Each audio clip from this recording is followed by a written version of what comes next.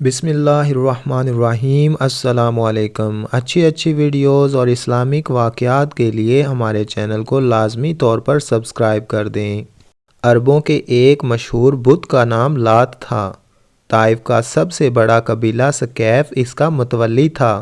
طائف کے علاقے میں لات نے کفر و شرک کی ظلمتیں پھیلا رکھی تھیں۔ یہ مربع شکل کی چٹان تھی۔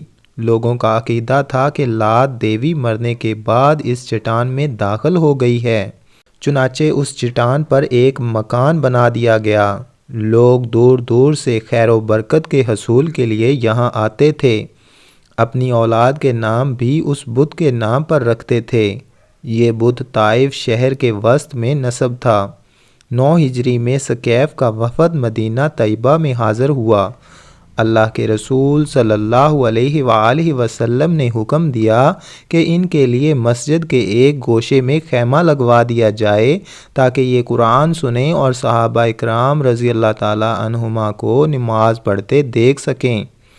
یہ لوگ اللہ کے رسول صلی اللہ علیہ وآلہ وسلم کے پاس آتے جاتے رہے اور آپ صلی اللہ علیہ وآلہ وسلم انہیں اسلام لانے کی دعوت دیتے رہے۔ وفد کے سردار نے زناکاری، سود خوری اور شراب نوشی کی اجازت طلب کی اور یہ مطالبہ بھی کیا کہ ان کے معبود لات کو نہ توڑا جائے اور انہیں نماز سے معاف رکھا جائے۔ اللہ کے رسول صلی اللہ علیہ وآلہ وسلم نے ان میں سے کوئی بھی بات منظور نہیں کی۔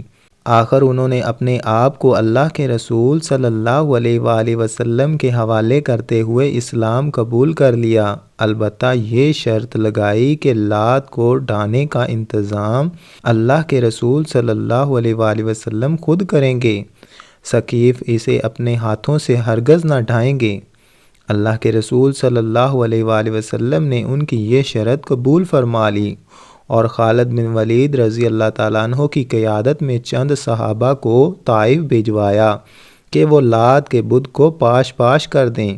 ان میں حضرت مغیرہ بن شعبہ رضی اللہ تعالیٰ عنہ بھی شامل تھے۔ خود ان کا تعلق بھی بنو ثقیف سے تھا۔ اسلام لانے سے پہلے یہ خود بھی بہت بڑے سردار تھے۔ لات کو ڈھانے کے لیے انہوں نے کتال اٹھا لی اور اپنے ساتھیوں سے چپکے سے کہنے لگے، میں ذرا ایک جھوٹ موٹ کردار ادا کروں گا اور آپ لوگوں کو ثقیف کی خفیف حرکت سے ہنساؤں گا۔ انہوں نے کدال کی ضرب لگائی، پھر خود ہی گر کر اپنے ہاتھ پاؤں مارنے لگے۔ طائف کے باشندے یہ منظر دیکھ رہے تھے۔ انہوں نے زوردار نعرہ مارا اور خوش ہو کر کہنے لگے، دیکھو دیکھو اس کا حشر دیکھو، اسے دیوی نے موت کی گھاٹ اتار دیا ہے۔ پھر وہ مغیرہ رضی اللہ تعالیٰ عنہ کے رفقا سے مخاطب ہو کر کہنے لگے، کوئی اس کے قریب آ کر ہاتھ لگا کر تو دیکھے۔ اتنے میں حضرت مغیرہ رضی اللہ تعالیٰ عنہ یکدم اچھل کر کھڑے ہو گئے اور فرمایا، اللہ تمہارا برا کرے، یہ کمینی بدذات دیوی محض پتھر اور مٹی کا ڈھیر ہے۔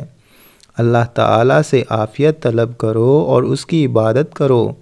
پھر اس کے دروازے پر ضرب لگائی۔